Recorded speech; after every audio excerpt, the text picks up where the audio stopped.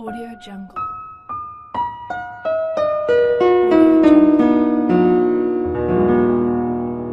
Audio Jungle.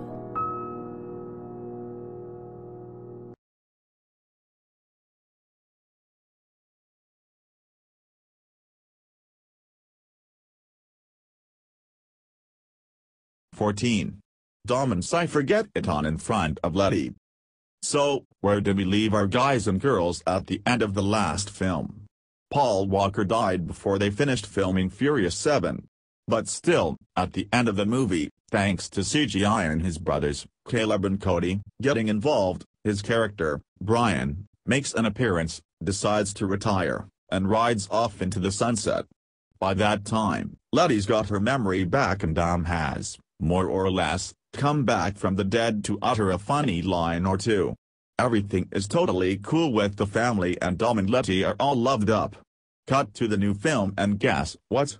It seems that Dom has defected and gone over to the evil villain Cipher, played by the deliciously evil Charlize Theron, with weird-looking hair. Heck, it seems as if he is trying to kill Letty. Hey, Charlize and Vin Diesel get hot and heavy one time or two. Even better, Letty's watching. Well, The Rock and Van may not be best buds, but we hear Charlize and Van are very close. 13. The Rock calls Vin Diesel a candy A. The filmmakers have tried to play it down.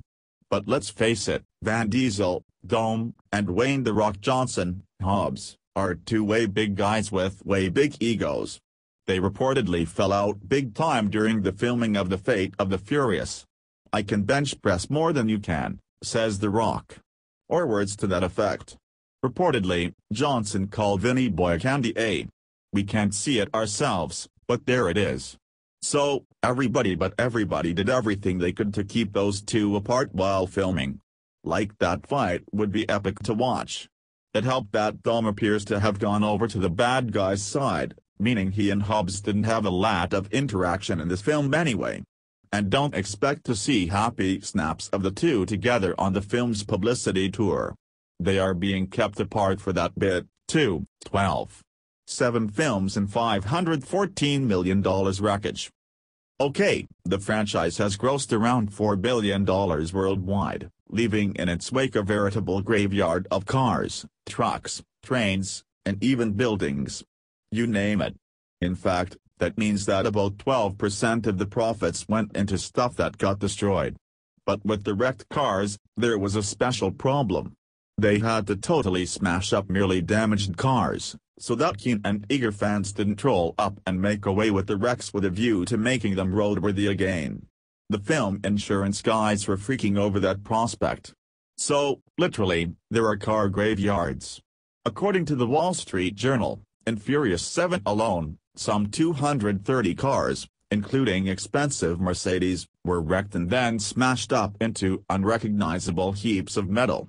Do you know that the stunt drivers in the films build the stunt cars to be wrecked, saving the hero cars to live another day? 11. Speaking of cars, the best car stunt so far. Admit it, cinema raved, the minute the safe chase started, your jaw hit the floor and you were hooked. Fast 5 combines Ocean's 11 thieving and Mission Impossible reckless stunt driving. The boys, Dom and Brian, crash, literally, into a bank in Rio de Janeiro in Brazil, and steal an entire bank vault. A freaking bank vault is pulled through the streets, reaching speeds of 50 miles an hour. Hey, it had $100 million in it. It was totally worth the effort. Some physicists at Harvard did the calculations and said it was impossible. Of course, it's freaking impossible. That's the whole point, isn't it? We see the impossible happen again and again and again in the Fast and Furious movies. That's why we go. Like them. Who gives a toss about the acting? 10. Flipping best Easter egg so far. In 2015's Furious 7, Luke Hobbs, played by The Rock, lands in hospital with a cast on his arm, which by the way, he causes to crumble when he flexes those biceps. Anyway, he's watching TV and up comes a clip of a college football game. Reportedly, it was the November 1991 game between the Miami Hurricanes and the Florida State Seminoles. And there's number 94, a defensive tackle by the name of D. Johnson. Yep, it was The Rock way back when he was crushing bones on the football field. Wait until you see what The Rock is bench pressing in The Fate of the Furious 9. Of snow and ice and submarines, F8 gets insane. This bit is in the official trailer. So, it's not really a spoiler. Okay, they were filming in icy Iceland. Surprise, surprise. It's a chase scene and Dom and his crew are against The Rock, Letty, and the rest. Then all of a sudden, what breaks through the ice is nothing but a giant submarine. Like the biggest submarine we've ever seen. It creates a tidal wave of ice and snow that the guys are doing their best to get the heck away from. Hobbs takes one look at the thing and delivers one of the funniest lines in this film, "We're going to need a bigger truck." Talk about an understatement. A fleet of bigger trucks is more like it. 8. How the death of Paul Walker nearly killed off Furious 7. In November of 2013, Paul Walker was back in California on a Thanksgiving break, having flown in from filming in Atlanta. On November 30th, he appeared happy and relaxed at a fundraising event before waving goodbye and climbing into his friend Roger Roda's Porsche. Minutes later, the car crashed, probably at a high speed. Rodas was killed instantly. Walker probably lived long enough to know what was happening. The filmmakers seriously considered scuppering the whole project, as they were only about halfway through filming when Walker died. But in the end, his look-alike actor brothers and a fair amount of CGI saved the day and the film ended with the Walker character Brian retiring. The original ending? The boys were hinting at more outrageous capers to come. 7. The day movies changed, opening scene of Fast and Furious. In 2001, no one saw what was coming with the Fast and the Furious. The first film didn't have a huge budget or big stars. But from the opening scene, when an impossibly young Paul Walker revs up his day-glow green 1995 Mitsubishi Eclipse and hits the track, we enter a different world of speed and illegal street races and adrenaline-fueled highs. The 2-liter, 16-valve, 4-cylinder engine was souped up big time and capable of 435 horsepower. Whoa! Still, Brian loses his first race against Dom and has to forfeit his car to the winner. While the stunt car version of the Eclipse was totaled in the film, the real deal was reportedly snapped up by a fan for $15,000. 6. The Rock bench presses what? As Vox commented, the unspoken truth of the Fast and Furious franchise is that it's really an undercover superhero film. According to the site, The Fate of the Furious goes full superhero, and leans into the absolute ridiculousness of its characters. So The Rock, playing Luke Hobbs, becomes a kind of spoofed-out superhero, who ends up, wait for it, ripping a concrete bench from its moorings and then doing a bicep curl with it. Remember when he broke off an arm cast by flexing his muscles in Furious 7? The Luke Hobbs in the 8th film makes that guy look like a wimp. So, we have gone from illegal street races, through impossible heist sequences and now enter into superhero La La Land. We're loving it. And you know what else we love? The Rock's 20-inch biceps. That's getting onto 2 feet of biceps. 5. The hottest bromance ever. Now that Paul Walker's Brian has shuffled off and Dom has been recruited by Cipher, reports are that The Rock's Luke Hobbs character and Jason Statham's Deckard Shaw character are all bro-loved up. According to Vox, they have more chemistry on screen, and off, as well, than Dom and his lover, wife Letty. Hobbs is calling himself daddy and cracking heads, while Shaw is hurling insults at such a rapid rate that you think the two are going to collide. You may remember that Shaw is a nutcase special forces assassin that Dom banged up in the last movie. So, they don't start off the new film as the best of friends. 4.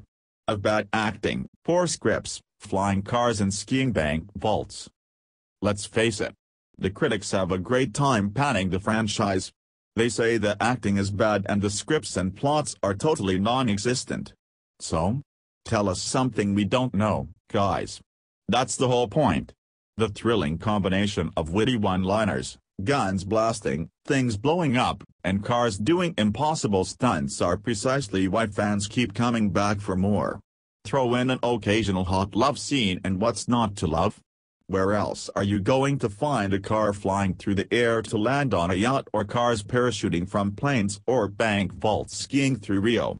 There's something about watching car crashes and train wrecks and the like that ''s thought well, fun and escapist. You can't argue with this. Fast and Furious is the most successful movie franchise like ever. 3.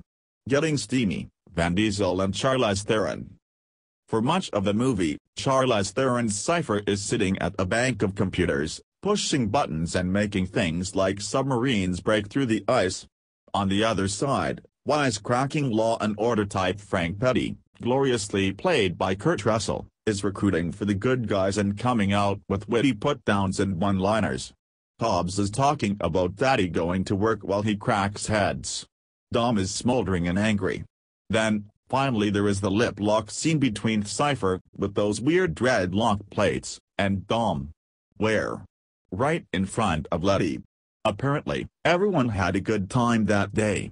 Letty is the stick in the mud, telling him he has betrayed his family, too. WTF. They may bring Paul Walker's character back. According to the dead actors' brothers, Caleb and Cody, who were stand-ins for their brother in Furious 7, the filmmakers are considering doing a similar resurrection in a future installment of the franchise, using both Walker's two brothers in a spot of CGI to bring the Brian character back to life. Sounds a little, or a lot, creepy to us. After Furious 7, there was talk, mostly by the hopeful brothers, of the dead actor having a part in Fast 8, or the fate of the Furious or whatever, with a little help from his hoping to work siblings and a bit of computer magic. But alas, it was not to be. It would be hard to see how on earth they could make the return of Brian work. Anyway, the franchise has moved on from where it was in 2015. 1. What next? Well, we're getting into superhero territory already. So, no telling what The Rock's Luke Hobbs will get up to in future installments. Flying through the air, maybe? Doubtful. The Rock is angling big time for a spin-off, with his Hobbs being, of course, the lead. Take that, Vinny boy. Meanwhile, Diesel is telling Variety that potential spin-offs for the series were in the early stages of development. Meaning, don't hold your breath, Rock. But for certain?